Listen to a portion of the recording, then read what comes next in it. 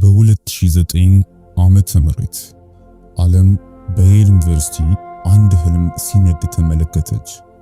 አኒሊ የ24 ዓመት ዕድሜ ያላት ብሩህ ተማሪ ካንሰርን ለመፈወስ ትኩረት ያደረገችና ለሰርጓ ጥቂት ቀናት ብቻ የቀራት ሙሽራ ነበረች። ነገር ግን ማክሰኞ ጠዋት ወደ የል የምርመራ ማዕከል ስትገባ ከዚያ በኋላ ጠፋች። ስልኳን፣ ቦርሳዋንና ለኤፍቢአይ አንድ አስደንጋጭ ፍንጭ ብቻ ትታ ሄደች። በላቦራቶሪያ ውስጥ የተገኘች ትንሽ የደም ጠብታ። ለ5 ቀናት የዘለቀው መጥፋቷ በአካዳሚ ማዕከል ውስጥ የተደበቀ የጨለማ የፍቅር ስሜትን ያጋለጠ አሰሳ እንዲጀምር ምክንያት ሆኗል። በዚህ ምሽት በሰርጓ ቀን ሊሆን በተገባው ዕለት የተገኘው አስደንጋጭ እውነት ያስገኘው ምርመራ በሙሉ ትኩረት እናስሳለን። አንድም ቤተሰብ ያፈረሰና የአይቪ ሊ ታላቁን ተቋም ስም ያበላሸውን ወንጀል ያለ ይቅርታ ለመመልከት ይዘጋጅ። የላይክ ምልክቱን ይጫኑ። የነዚህ ጉዳይ ዝርዝር እንዳያመልጦት ሰብስክራይብ ያድርጉ።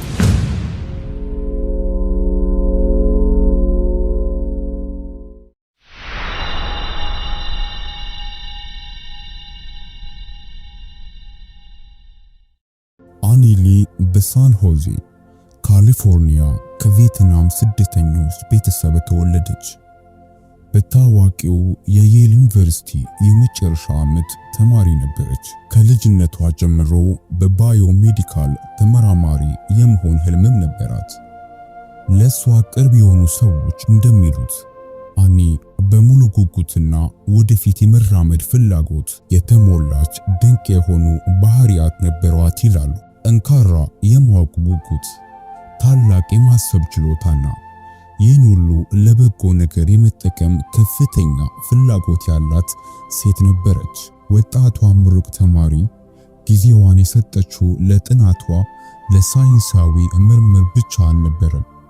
የህይወቷ ፍቅር የ24 ዓመቱ የኮሎምቢያ ዩኒቨርሲቲ ተማሪ ጆናታንን ለማግባትም እየተዘጋጀች ነበረ። የሚያውቋቸው ሁሉ ፍጹም ጥንዶች እንደሆኑ ያስቡ ነበር። አኒና ጆናታን እርስ በራስ ጥልቅና ከልብ ይዋደዱ ነበር። ስራ በዝቶባቸውም ቢሆን አብረው ለመሆን ሁል ጊዜ ያገኙ ነበር። ጆናታን የጋብቻ ጥያቄ ሲያቀርብላት ግንኙነታቸው ይበልጥ ጠንካራ ነበር።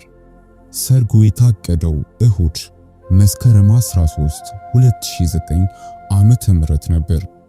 በዚያ ቀናት ሙሽራይቱ ጊዜዋን በሙሉ መጪውን በዓል በማቀድ ተይዛ ነበር።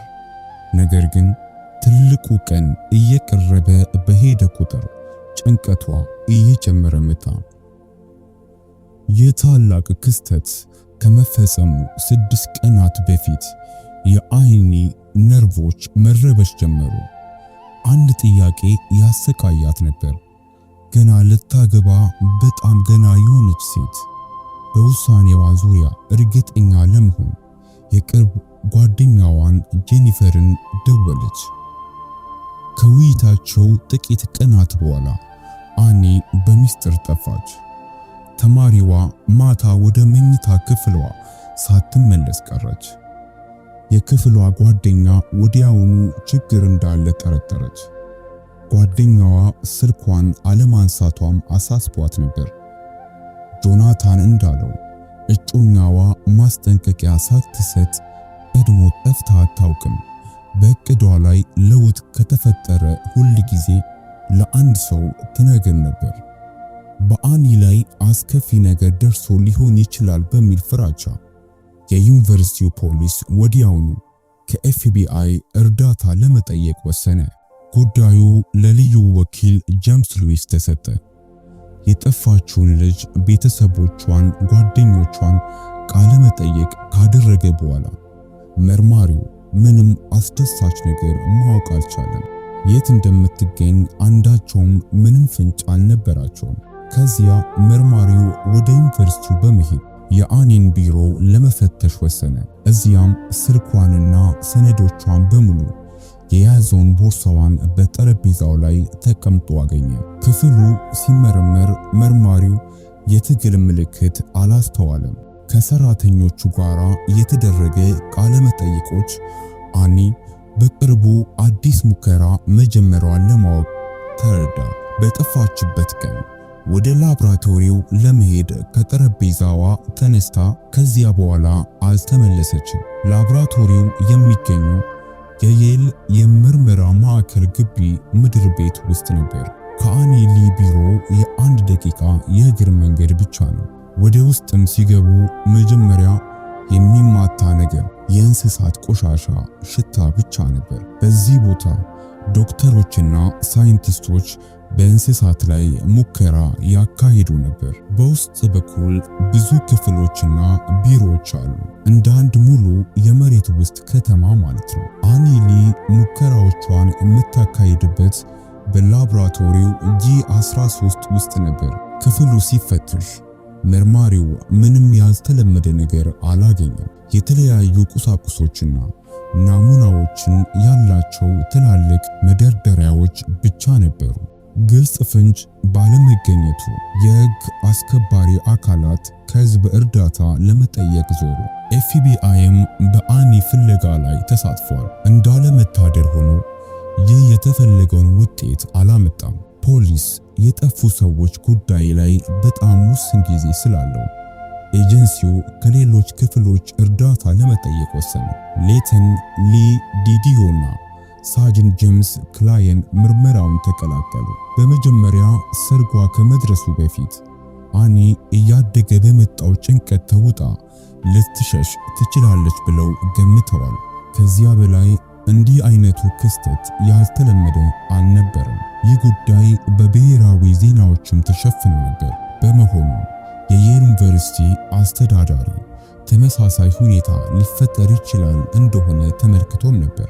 የጠፋችው ልጅ ቤተሰብ ከፍተኛ ፍራቻቸውን ለመቋቋም እየታገሉ በነበረበት ወቅት መርማሪዎቹ ለጥያቄዎቻቸው መልስ ለማግኘት ተስፋ ቆርጠው ይፈልጉ ነበር። በየል ዩኒቨርሲቲ የምርመራ ማዕከል ውስጥ ያለ እያንዳንዱ ሰራተኛ በሕንፃው ውስጥ እንዲንቀሳቀስ የሚያስችል የግል ባጅ ነበረው። መርማሪዎቹ የጠፋችበት ቀን በላብራቶሪ ውስጥ የነበሩትን ሰዎች መረጃ ሲያጠኑ ወኪል ጄምስ ሉዊስ በጣም አስፈላጊ ነገር አስተዋለ። የ24 ዓመቷ ምሩቅ ተማሪ እንደጠፋች ከተገለጸ በኋላ አንድ ቀን እንኳን አልሞላም። ለሕግ አስከባሪ አካላት እድለኛ ሆኖ በዚያ ጊዜ አስተማማኝ ምስክሮችን አግኝተው ነበር። ድምፅ አልባ ቢሆንም ሁሉም ነገር አይተዋል። የያዙት ሚስጥር ንጹሃን ልጅ ምን እንደደረሰባት ለማወቅ ሊረዳ ይችላል። የክትትል ካሜራዎች በዋና መግቢያና በአጠገብ ባለው የጎን መውጫ ላይ ስለተጫኑ ፖሊስ ወደ ሕንፃው የገባውና የወጣውን ሁሉ መከታተል ይችላል።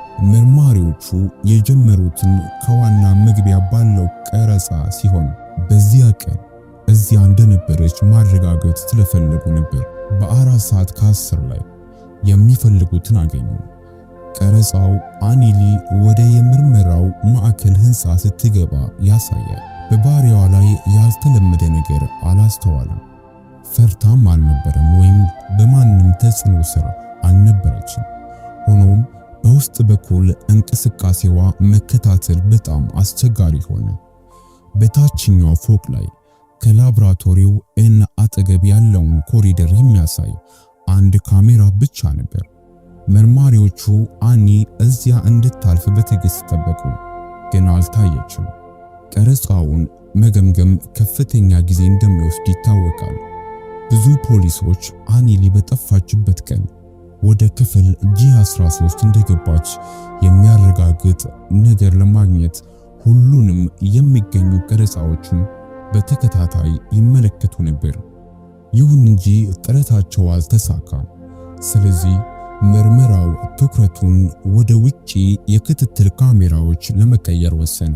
አሁን ከዋና ዋናዎቹ ግቦች አንዱ የጠፋችው ተማሪ የምርመራ ማዕከሉን ለቃ እንደወጣች ማረጋገጥ ነበር። ከወጣች ብቻዋን እንደነበረችና ከዚያ በኋላ ወዴት እንደሄደች ማወቅ አስፈላጊ ነበር።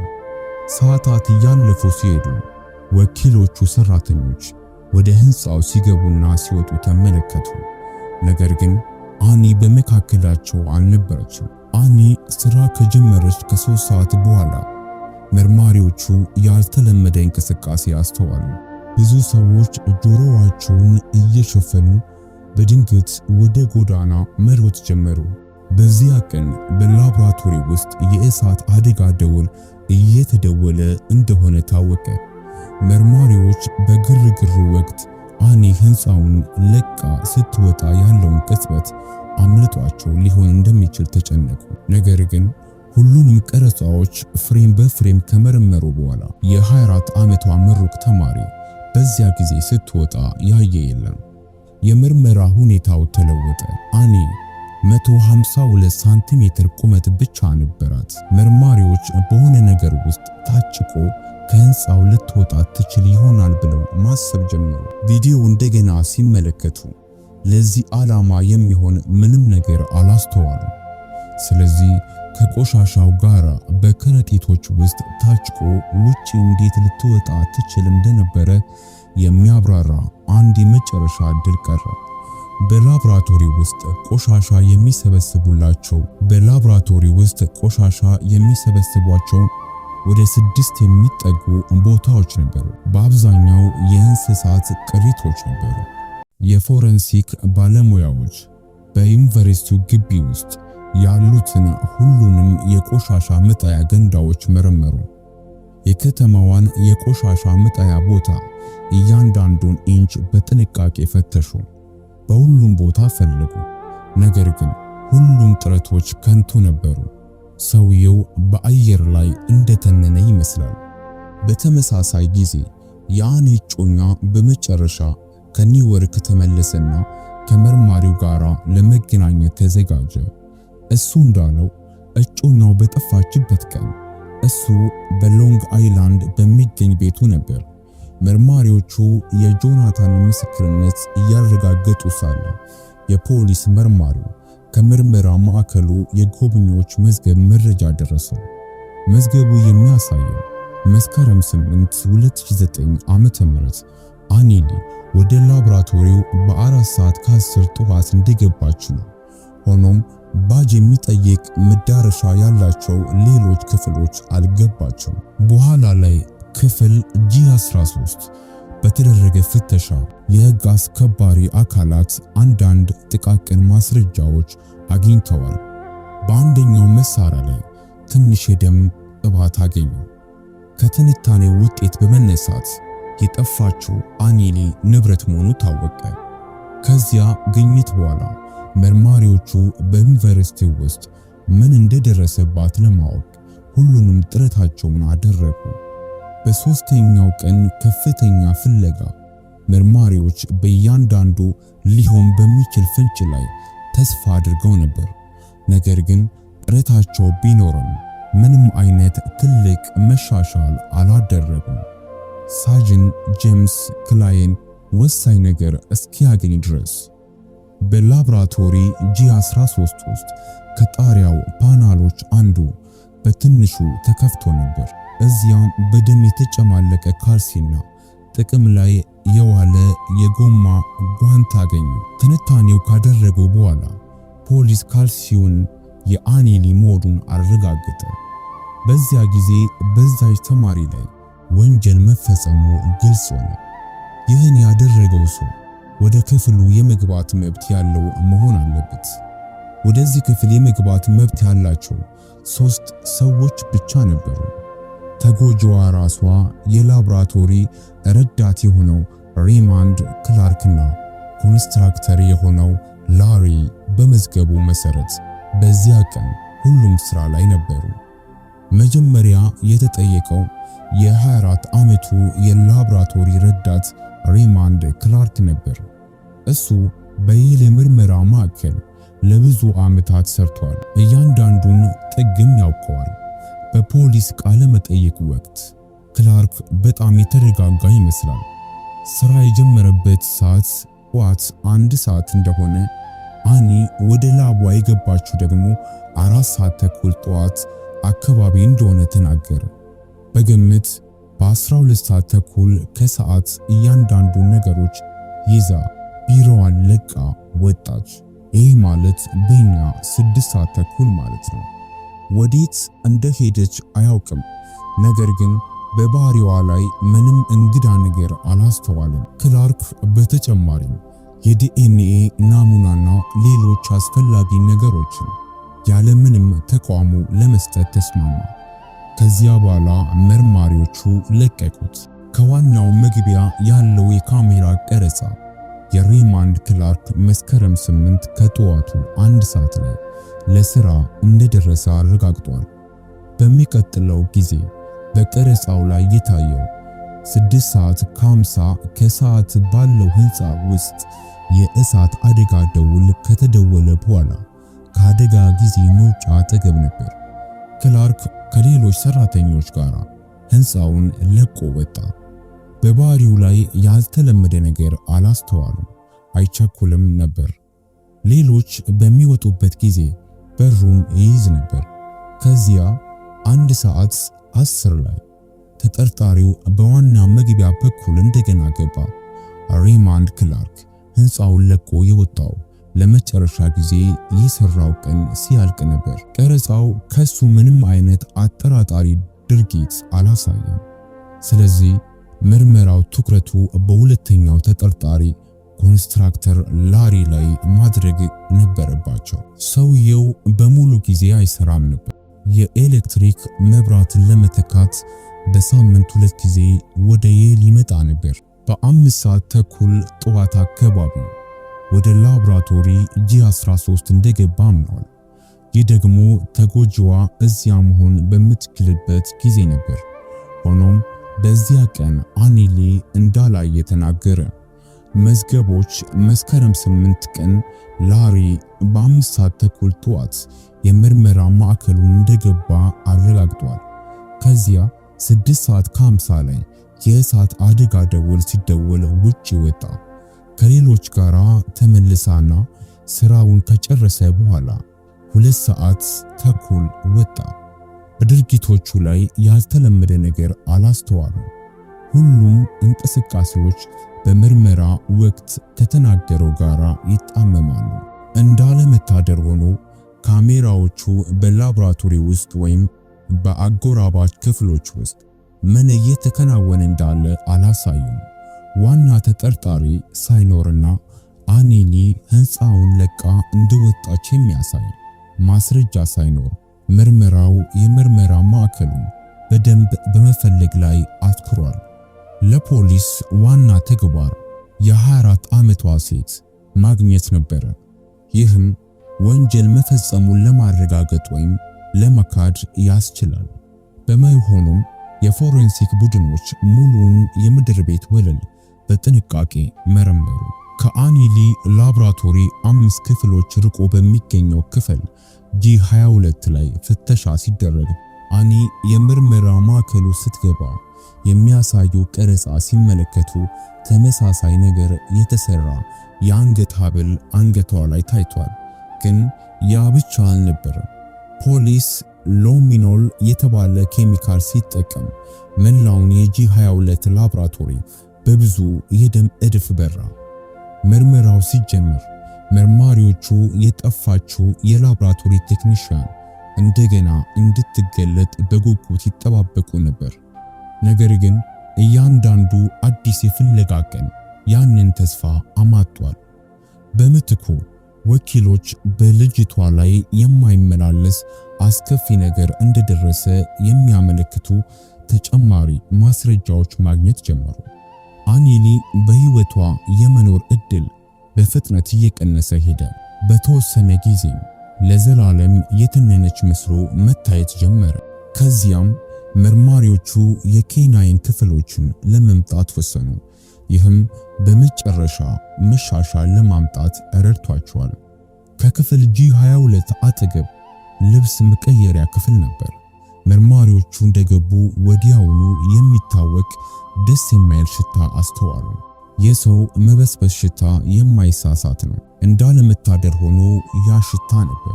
ወኪሎች የመጀመሪያውን ብሎን እንደፈቱ አኒሊ ፍለጋ በቃ። የሕግ አስከባሪ አካላት የጠፋችውን ምሩቅ ተማሪ ለ5 ቀናት ከፈለጉ በኋላ መስከረም 13 ልታገባ የነበረች ቀን የህይወቷ አደጋ አስደሳች ቀን ሊሆን የታሰበው በግድግዳ ውስጥ ተገልብጦ የተንጠለጠለው ህይወት አልባ ሰውነቷን አገኙ። የተጎጂዋ ቤተሰቦች እንዲህ ያለውን አሳዛኝ ሁኔታ በተወዳጅ ልጃቸው ላይ ሊደርስ እንደሚችል ማመን ወይም መረዳት አልቻሉም። ለውዷ አኒ እንደነዚህ ያለ አስከፊ ፍጻሜ የሚመኝ ሰው በዓለም ላይ እንዳለ መገመት ከበዳቸው። ይህ ወንጀል ነዋሪዎችን በሙሉ አስደንግጧል። ምክንያቱም በ10 ዓመት ውስጥ በየል ዩኒቨርሲቲ የተፈጸመ ሁለተኛ ግድያ ነበር። የአስክሬን ምርመራ የአኒሊ ሞት ምክንያት መታፈን መሆኑ አሳይቷል። በተጨማሪም መንጋጋዋና የአንገት አጥንቷ እንደተሰበረም ተገኝቷል። ልጅቷ በተገኘችበት ጊዜ የውስጥ ሱሪዋ ወደ ታች ተጎትቶ ነበር። ከላብራቶሪው G22 ከተገኙት ጋር ተመሳሳይ የሆኑ የተሰበረ የአንገት ሐብል ቁርጥራጮች በአሳዛኟ ልጅ አንገት ላይ ቀርተዋል። በተጨማሪም አንደኛዋ እግሯ ላይ ካልሲ አልነበረም። እጆቿ ላይ ሰማያዊ ልጥል የሚችል ጓንት አልነበረም። እነዚያም ቀደም ሲል በክፍል G13 ውስጥ የተገኙ ዕቃዎች ነበሩ። የዚህ ታሪክ አሳዛኝ ውጤት ቢኖርም አሁንም ወደ ምክንያታዊ ፍጻሜ አልደረሰም። ፍትህ ለማግኘት ብቸኛው መንገድ የንጹህ ልጅ ጉዳይ ማግኘት ነበር። ፖሊስ አኒን ባገኘበት ቦታ አጠገብ አረንጓዴ ቀለም ያለው ብዕር አገኙ። ከአንዱ ቆሻሻ መጣያ ውስጥ ደም የተጨማለቀበት ቢጫ የላብራቶሪ ካፖርትም ተገኘ። መርማሪዎቹ የመዳረሻ መዝገቦችን እንደገና መመርመር በላብራቶሪ G22 ውስጥ ያልተለመደ የእንቅስቃሴ መብዛት አገኙ። የ24 ዓመቱ የላብራቶሪ ረዳት ሬይማንድ ክላርክ በአንጻራዊ አጭር ጊዜ ውስጥ 11 ጊዜ እዚያ ገብቶ ነበር። ከሁሉም በላይ ሁሉም የጠዋት መግቢያዎች በአረንጓዴ ቀለም ተጽፎ ነበር። ነገር ግን በሆነ ወቅት ወደ ጥቁር ቀይሯል። ከልጅቷ አስክሬን አጠገብ አረንጓዴ ብዕር በመገኘቱ ይህ ግልጽ ጥርጣሬን ፈጠረ። ምርመራው ይገፋ ሲሄድ ሬይማንድ ክላርክ በአኒሊ ሞት ውስጥ እጁ እንዳለበት ይበልጥ ግልጽ ሆነ። ነገር ግን ይህን ለማረጋገጥ ተጨማሪ ማስረጃ ያስፈልግ ነበር። የውስጥ የክትትል ካሜራዎች ቀረጻዎችን ሲመለከቱ ወኪሎች ተጠራጥረው ወደ ላብራቶሪ ክፍል የገባበትን ቅጽበት አገኙ። የደም ጠብታ ያለበት ቢጫ የላብራቶሪ ካፖርት ለብሶ ነበር። ይህ ደግሞ በተሰቃየችው ልጅ ደም ከተበከለውና በቆሻሻ መጣያ ውስጥ ከተገኘው ካፖርት ጋር በጣም ይመላለስ ነበር። 4 ሰዓት አካባቢ ጠዋት ሬይማንድ ላፍታ እረፍት ህንፃውን ለቆ ሲወጣ ታይቷል። በዚያ ጊዜ ሰማያዊ የላብ ቴክኒሻን ለብሶ እንደነበርና ቀይ ገመድ ወገቡ ላይ ይታይ ነበር። ነገር ግን በእሳት አደጋ ደወል ምክንያት ለሁለተኛ ጊዜ ሲወጣ ሱሪው ላይ ያለው ገመድ የተለየ ሰማያዊ ቀለም እንደነበረ እናያለን። ይህ አንድ ነገር ብቻ ሊያመለክት ይችላል። በሆነ ምክንያት ልብስ ቀይሯል። እናም የትንታኔ ውጤት ወደ ፖሊስ ጣቢያ ሲደርስ ሁሉም ነገር በጣም ግልጽ ሆነ። የሬይማንድ ክላርክ DNA በዚያው አረንጓዴ ብዕር ላይ ተገኝቷል። እንዲሁም በተጎጂው ነጭ ካልሲና በልጅቷ ደም እድፍ ባለው ቢጫ የላብራቶሪ ካፖርት ላይም ነበር። እነዚህ ማስረጃዎች ሬይማንድ ክላርክ አኒሊ ያጠቃው እሱ እንደሆነ ወደሚል መደምደሚያ ያመሩ።